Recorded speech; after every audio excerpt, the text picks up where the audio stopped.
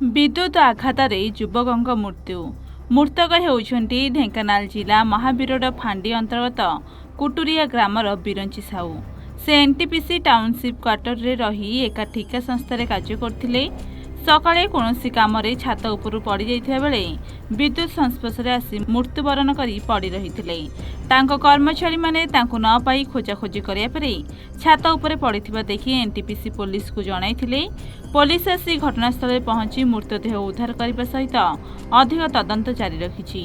घटनास्थल में परिवार लोके पहुंचिया परे क्षतिपूरण पई दाबी करछन्ती। ना एक्चुअली मु साइड जिबार थिला मोर एलियर लेबर लागिथिले काम चलतिला।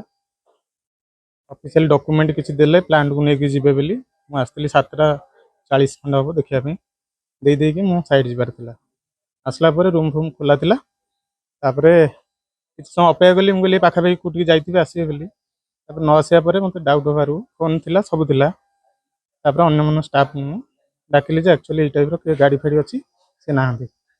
तापर स्टाफ आसला पर हम खोजाखोजी करके सबआड़ देखिए ऊपर को गला ये सब जिन देखा पाइल देखले पड़छन एमती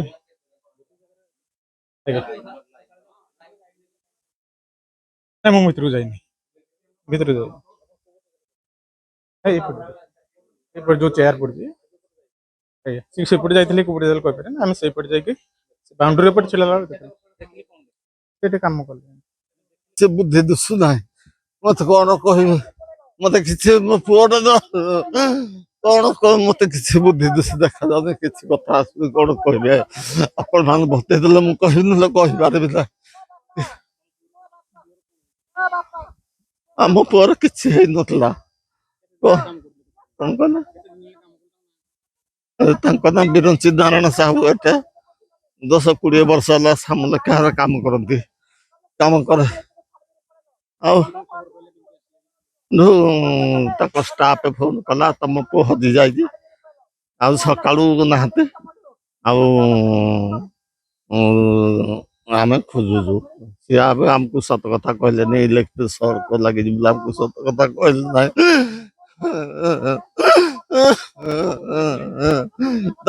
फोन कल कल हो ना तुम पुआ मेडिकल पड़ी आस आम आसिलु यही जाके कथा कौन कल ना